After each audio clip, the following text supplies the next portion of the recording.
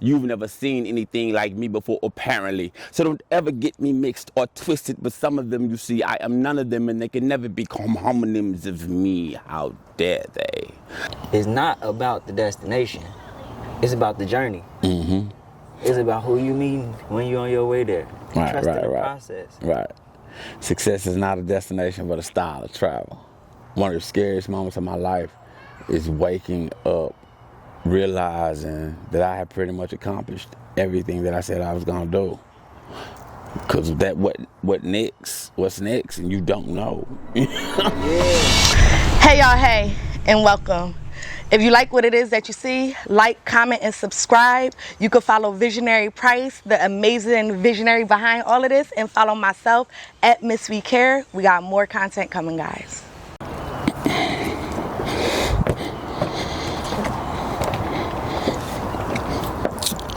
Nobody can do me like I do. When it comes to doing me, I does it out loud, outside, in public, outlandishly proud. I love it. Some insist they see similarity or say that somewhere there is a pair of me, but it's evident you've never seen anything like me before, apparently. So don't ever get me mixed or twisted with some of them. You see, I am none of them, and they can never become homonyms of me. How dare they?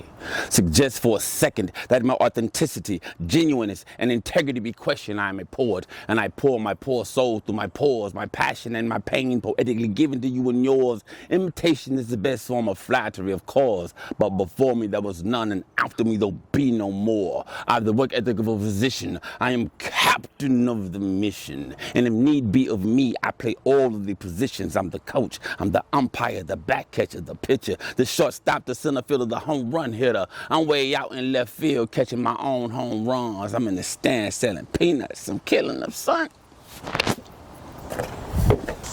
What's up, visionaries? I am Visionary Price. We are at the Visionary Place. Make sure you like, comment, and subscribe. That's the only way we're going to be able to keep this going. This one is for the visionaries. Everybody go through things and looking for a way out. This your way out. So tap in for sure. This for us. Let's go, visionaries. You know, there are parts of me that would say it's laziness or contentment, but I'm not. You know what I'm saying? The thing is, 2 decades, bro, in nightlife. It's hard to find inspiration at times. I done seen, what's the line, Jay got? I seen him Come, seen him go. Resold and redriven. You know what I'm saying? Man, I done seen them clubs change names and owners a gazillion times, And then, now the shift is a lot of people are going into ownership, which is cool, but I still like that touring life. And I don't know if I want to be responsible for something that serious back to curb while I'm on the road, you know what I mean? I'll work it out, though. Nah, I feel you. It just sound like me in a lot of ways, for real. Cause like whenever I'm doing something and I got a goal in mind, once I hit that goal, I'm like, all right, it's kind of boring. Like, you know what I'm saying? It's like, what's next? Yeah, man. I remember one of the scariest moments of my life is waking up, realizing that I have pretty much accomplished everything that I said I was gonna do. Because of that, what next? What's next? And you don't know. Yeah. It's a strange place, you know what I'm saying? Because most of us are rooted in our goals, the vision we have for ourselves, our future. That's why we get up every day and do it. It's, chopping away to get that goal. Mm-hmm. What happens when that disappears? That's a crazy place to be. You know what's crazy? It reminds me of something I heard. It's not about the destination. It's about the journey. Mm-hmm. It's about who you meet when you're on your way there. Trust in the process. Right. Success is not a destination, but a style of travel. Yeah. That's from poem you said or something? Oh, nah. It's the same sentiment, though. You know what I'm saying? I'm saying I concur. I understand it. Yeah, that's all I'm saying. See how we just flowed into that conversation? That wasn't even the beginning. What's up, y'all? Visionary Price. As you can see, we're at the Visionary Place. Because nature is so beautiful, ain't it? It is. Absolutely is. This is great. Man, listen. Before I say what I'm going to have to say, I'm going to just ask a question, right? How would you define the word legend? And would you say you a legend?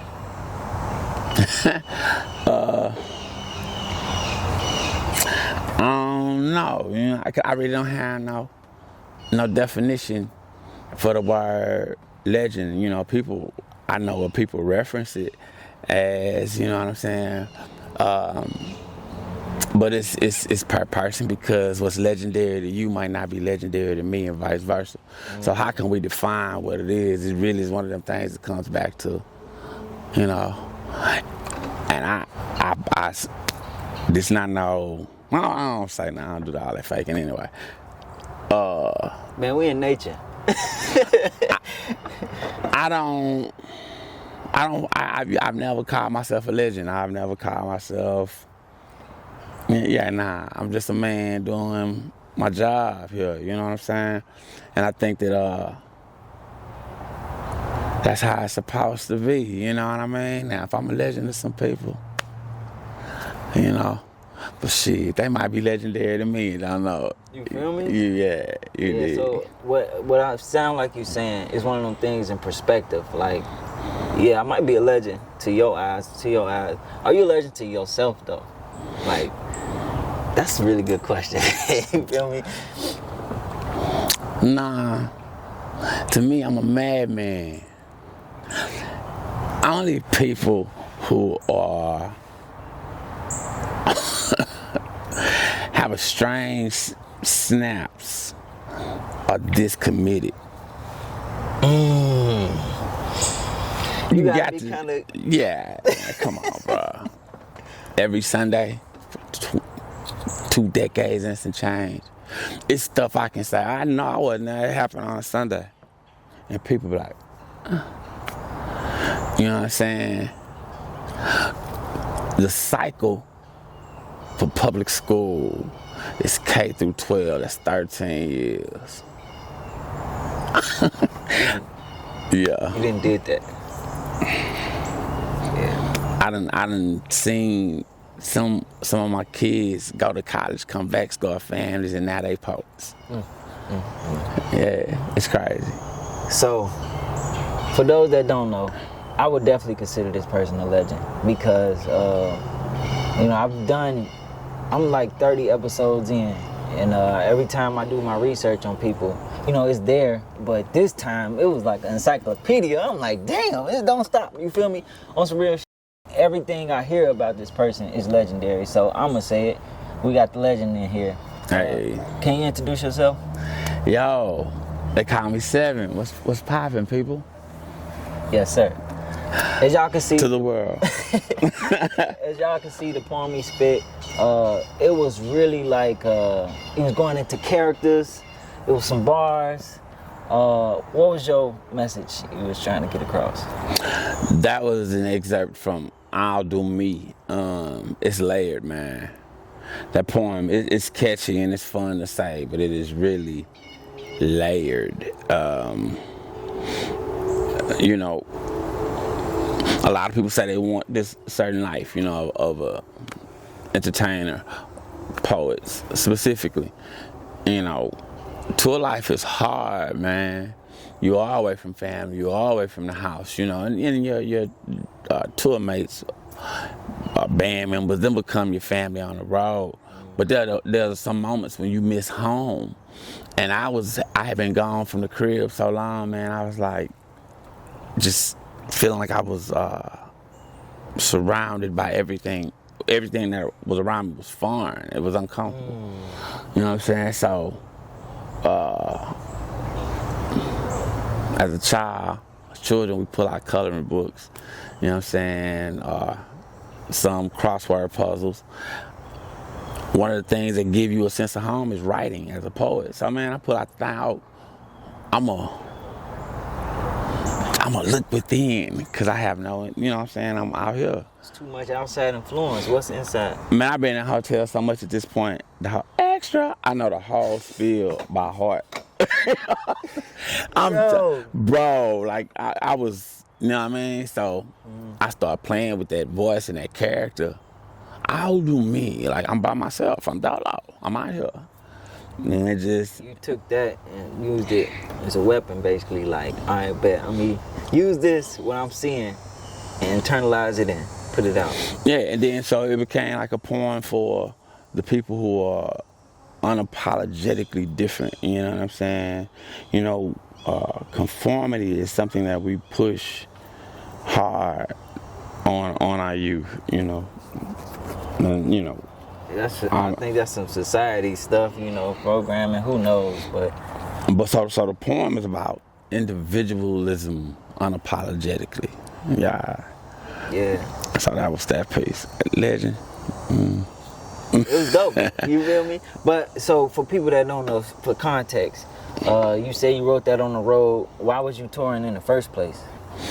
I got a phone call from Haji Harold Hardiman, Jakarius Johnson's tour manager, to come teach Brian McKnight a piece, one of my poems. I got there. I handed B the the composition. It was a CD. Yeah, don't show your age, man. I gave it to B, you know what I'm saying? B listened to it, whatever. His response was, you know, he can't do what Brian McKnight does. And I can't do that. So if y'all want that in the play, writing me in.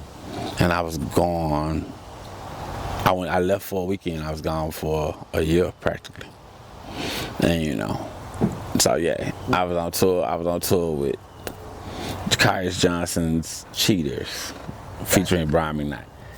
So being, like you say, you was around a lot of different stuff that wasn't home. It was like, it just felt like an outsider. Well, I don't know how you felt, but you felt like you wasn't at home, right? Right. I can relate to that so much. I'm from Chicago. I moved out here 2 years ago. And now I got involved with somebody, and now I'm with their family. I'm not with my family. I got to call home. You know what I'm saying? It's like so much outside influence. You get homesick. You feel me? It's like, man, I miss home so much. But you know, you always go home. Word to your fellow. What was it? Chicagoans, yeah. Yeah. Guess when Kanye, you can always go home. I guess when I heard that, when I was back home. Yeah, man, you can always go home, bro. Now, it ain't as easy as they make it seem, because you just can't go like that. No cap. But I had a May and a Madil. May and Madil. And you got a poem called Old School Momma. Right. Can we talk about that? Absolutely. So, you know, we can say what we want, you know, but those of us who know. If you were raised in the South, it is very much matriarchal. You know what I'm saying? You know, yeah, Papa, he get loud, he get drunk, he talk a whole bunch of shit. He might kick a little ass, you know what I mean? But shout in that kitchen. She the brains behind the operation, make no mistake, you know what I mean? She know how to shut it down, turn it up, be so up to this stuff, you know what I'm saying? Create peace or make the whole hood collapse on you at once. Ain't nobody more gangster than that. But we don't discuss that. That's an unwritten. But that's the power of Big Mama in Black America everywhere. It's just certain people y'all don't. Well, we could be sworn enemies, like on sight. Your mama, your grandmother come outside while we in the middle, everything tough. It's peace. How you doing, Miss Such and Such?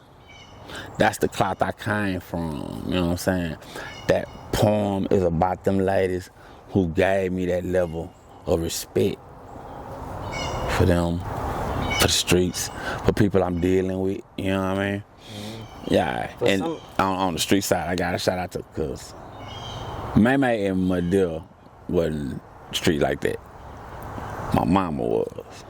That was the hammer. It was a balance. Listen. Yeah, it was. For somebody growing up and they are not familiar with, you know, old school teachings. You talk about a time when you had the experience, you know, getting in trouble. What was that like with your Medea and the old school people, you know? I mean, Medea was a expectation on the front, so I don't have no problems in the back kind of person. May was, which was Madea's elder sister. She took care of everybody, kids and grandkids. You know what I'm saying? May was do as I say, not as I do. When grown folks talking, you get to walking. It was so simple with May, you know what I mean? And she, you know, like I said, this is my grandmother, big sister, so she's super old school with it. And then my mama, who got that influence, you know, Madea, which was her mama, church every Sunday. That's a hell of a household to go. Mama was the mix. And so now you got her. And the men in my family have always, I mean, what was you gonna do? Say no? Huh? No, we've always submitted to that power. The women in my family, I've always called the shots. Just spade to spade. So, with the poem, man, you know, watch this. We put together a Grammy project under the direction of Billy Dorsey called Sunday Dinner. And Sunday Dinner is about the conversations that we no longer have in Black America because Big Mama ain't cooking no more. Sunday Dinner. So them conversations we would have around the table, like you were saying, how do we all have such a similar experience? Man, them ladies patch up at the church, patch up at the store, and they talk. Yep. It's missing now. Those elements are gone. Yep. You know, a lot of people don't even eat at the table no more. That was a written rule in my house. You gotta eat at this table. Yeah. No, for real. It's the thing. They go out and play the game now. These kids doing this, doing that. They not eating at the table. They not fellowshipping with each other. I'm laughing because I just recently realized I have a trauma from eating at the table. When I go out to eat, I'm going to eat everything. Even if I'm full, I'm going to eat everything. Yeah, don't throw it away. Hey, don't waste no food. Are you finna sit here? You gonna sit here with that food? Yeah, so I'm gonna eat everything so I can leave. That's kind of really traumatic though, you know what I'm saying? I don't know if we could keep that going, shit. But I like the bond that was made, you know, when my grandma, okay, I got great grandma, she had 14 kids, and all them kids had kids. So whenever it's a birthday, it's so many family reunion. Yeah. It's a big old family reunion. I bet that sound lit. Yes. Grandma Parker, Granddaddy Parker, they brought the traditions to my life, and they generations after, you know, before me, and I still want to carry that legacy. Do you feel like you want to carry the legacy of the big mamas and things for your family? Absolutely, man. Absolutely. I can't figure it out. You know, looking ahead, I was just sitting here talking to you, looking ahead, so what happens?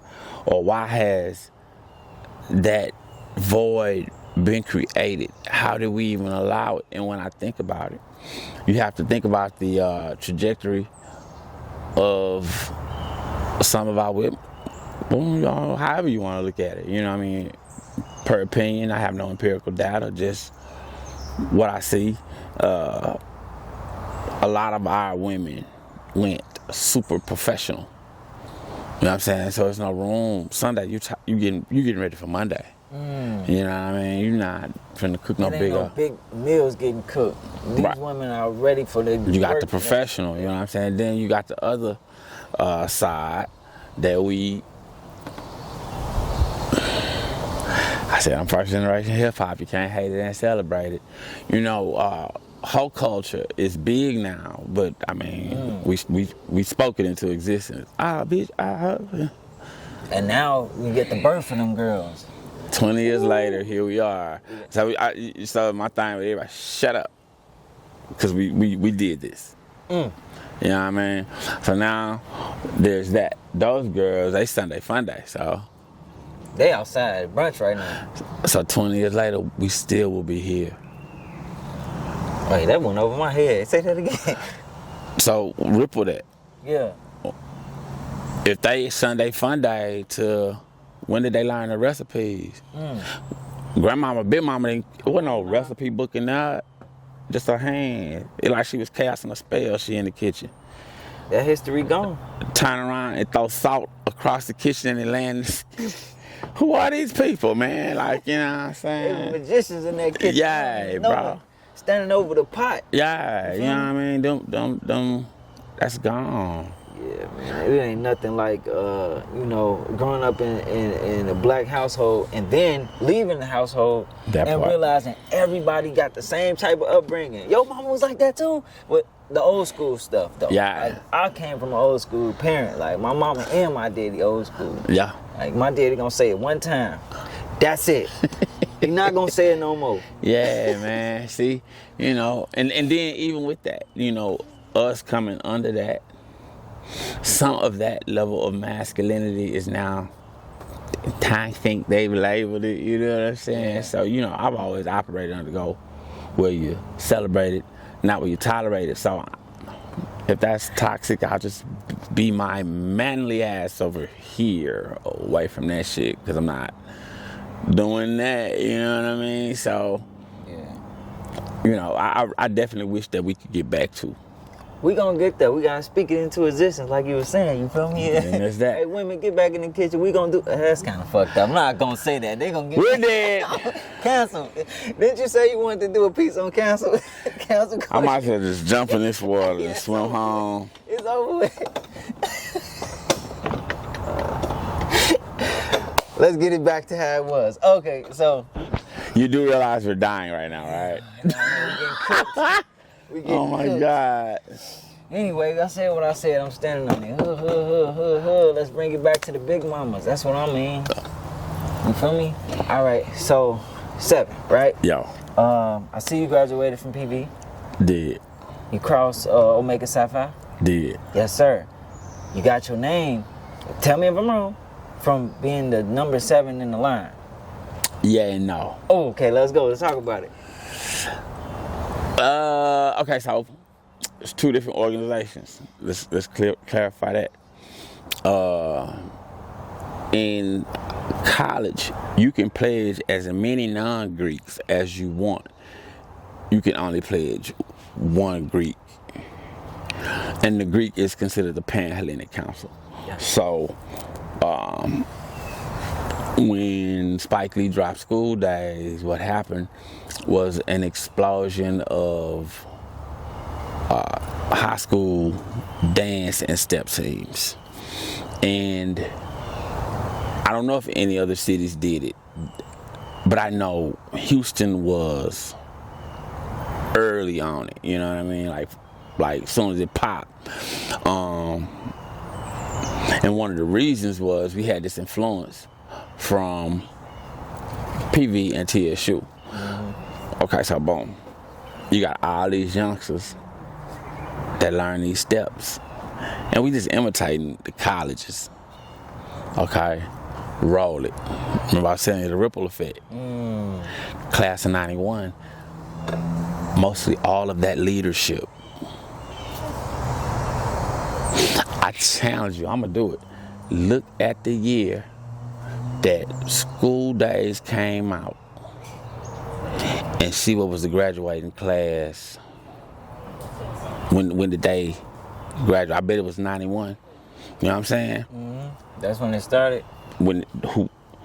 Those kids who saw it when it came out, 4 or 5 years later they graduated, and I bet it was 91. So all these kids reach Prairie View, A&M University at the same time, and there were no Pan-Hellenic fraternities and sororities on campus because they all got suspended. These guys made their own fraternity, co-ed organization, and their whole thing was recruitment and retention. Going back into the hood and telling kids, hey man, extend your education. It's more past 12th grade. So that's how I ended up with 7. I was 7 on that line. When I lined up with the Q's, I'm the 2 on. I'm the 2 on that line. You know what I mean?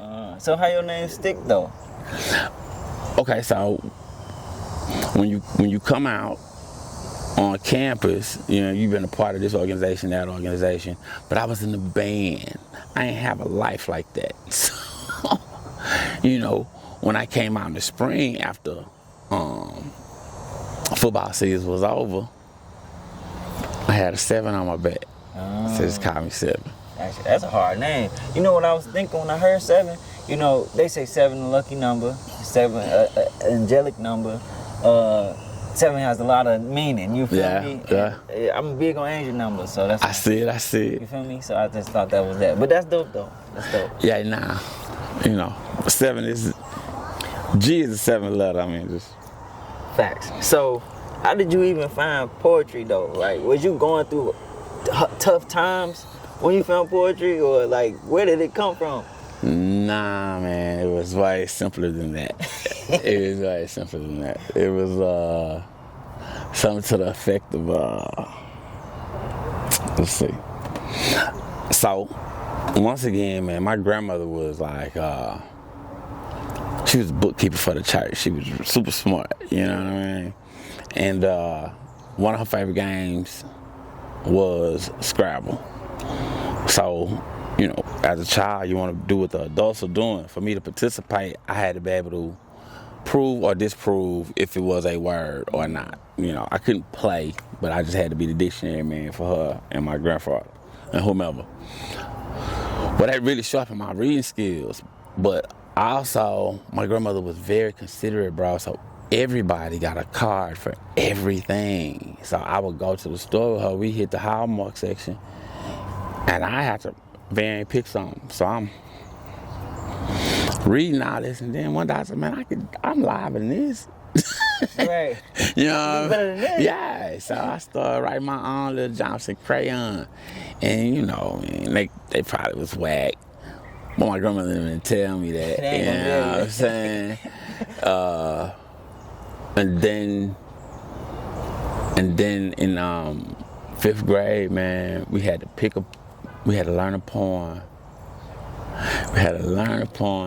And I learned something slick. I just learned a year ago that my god brother, who was standing right next to me, Gene Bear, that boy Ben had expensive taste. I'm picking something clever because it sounds fun to say. He started out, his first poem he learned was a Langston Hughes poem. It's wild, man. Yeah. I did not know that poem was Langston Hughes.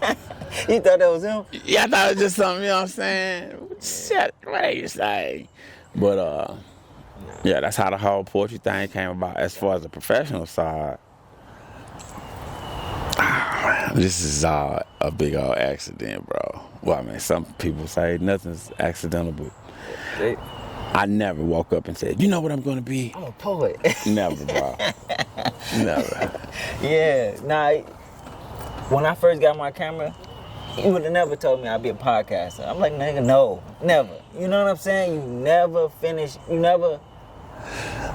how you start. I called you everything but a podcast. I'm a videographer, filmmaker.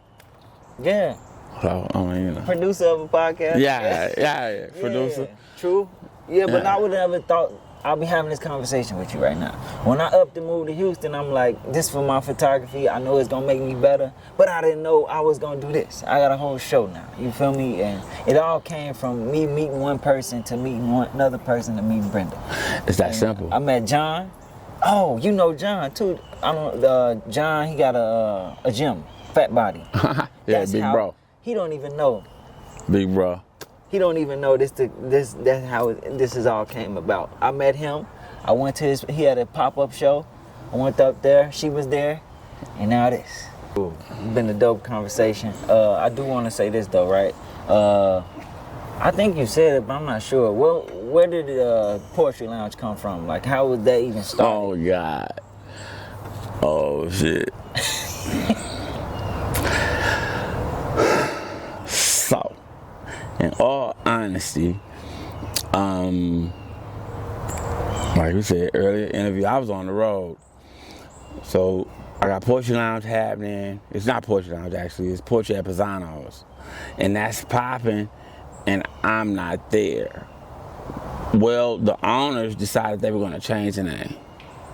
Well, I said, yo, listen, if we gotta move again, we need a name that can move anywhere. You know what I mean? Because Poetry at Pisano's, we were directly tied to the club. It was just a learning thing, you know what I mean? Mm-hmm. And they were changing the name of the venue to Shadow Bar. So, what do you do? I said, I don't know. Y'all figure it out. That's what I tell my team. They call me back. They say, we gonna call it Poetry Lounge. I'm like, please do not do that. You didn't like the name? Well, this is the thing. There is a Poetry Lounge on the West Coast. And I told them, I said, hey man, I'm going to be the one that has to take that knock. Y'all don't travel, y'all don't be around these dudes. Please don't do that. They did it. And that was 07. So here we are. You know what I mean? Do they still exist? The other Poetry Lounge? I don't know. I'm more than likely. You know what I mean? Poetry and Shihan are responsible. They have a bunch of weight in the community. Those are the guys who help significantly with Def Poetry Jam.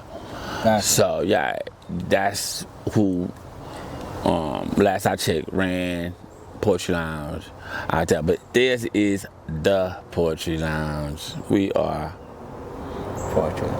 Gotcha. Yeah. Question though, because you just brought up Def Poetry. When I was looking you up, I didn't see you on there. I was really thinking you were gonna be on there, but like, did you have an opportunity to do it, or you just? It's a long story. Got you. If you don't want to go there. It's a long story. It's definitely a part two. It's a very long story.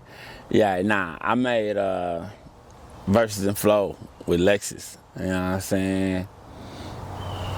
Gotcha. Yeah. All right, let's go here real quick, because you got a poem called Stand Up. That's my favorite poem. It's layers to stand up. Oh my God. Layers.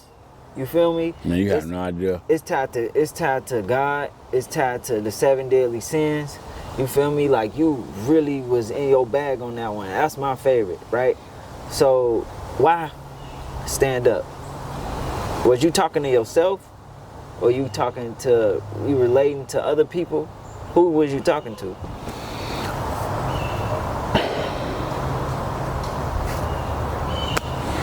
I can just get you how it went.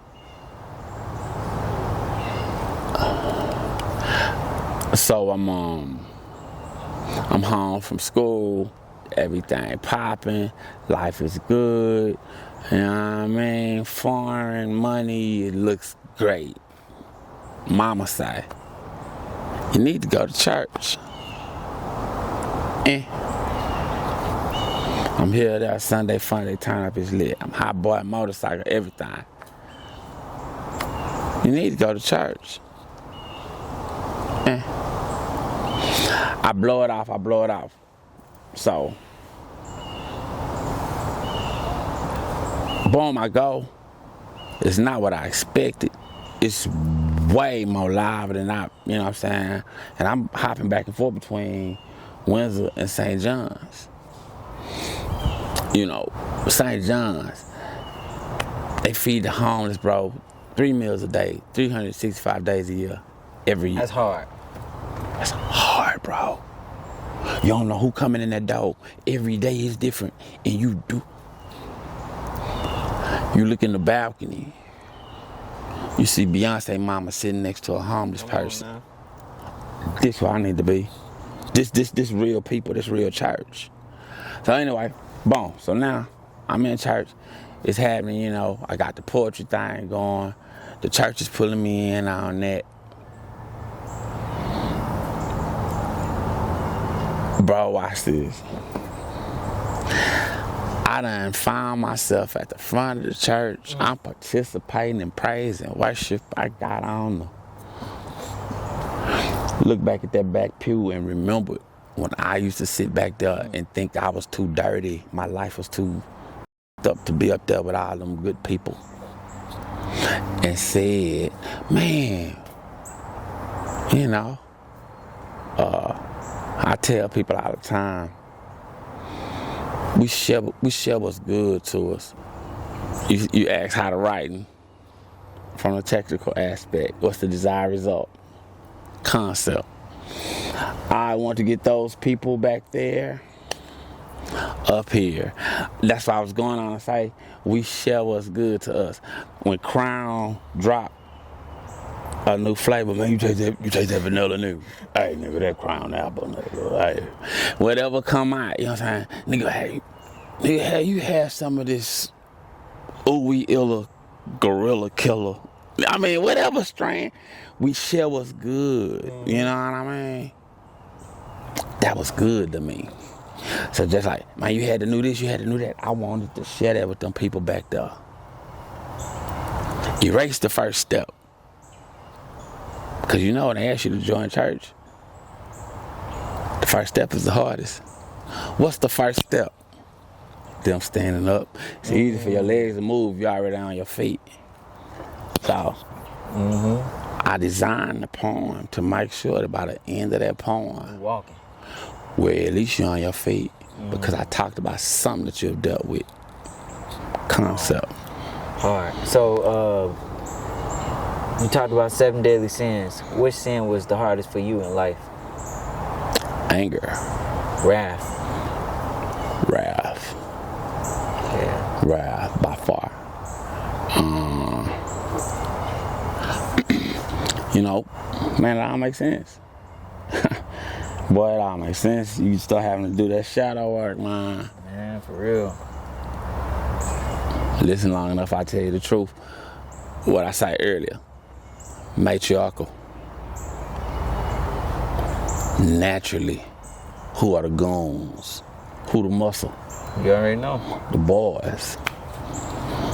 And, yeah. You had to do a lot of protecting this time. Yeah, it bring that out of you. Because think about what I said. Generation before you, they all smoking. They crackheads. Soon as I get able to stand flat-footed, face-to-face on, it's expected. Oh, because this nigga been tripping. Yeah. You know what I'm saying? Yeah. Yeah, that anger, that's something I had to learn how to deal with too. I grew up the youngest. All my brothers older than me, so they used to like low-key try to pick on me and you know what I'm saying? So I was always like, flash out. But I had to learn that's when they got control of you, so take a deep breath. It ain't really about you. It's whatever they got going on don't got nothing to do with you. You know what I'm saying? How you learn how to deal with your anger? I got tired of apologizing first. You know what I'm saying? And then when I thought I had it, what I learned was you never take your eye off the ball, because it'll pop up and pivot in different places, touch you in sore spots to test you. You know what I'm saying? So if it's really not, it's not about how angry you can be, but how much peace you can offer to that. You just dropped some gems, man. I appreciate you so much. I had a ball. I had a ball out here. All right, y'all. I'm Visionary Price. We are at the Visionary Place. As y'all can see, we out of nature. It's beautiful. Hope y'all really got to know who 7 is. And yeah, make sure you like, comment, and subscribe.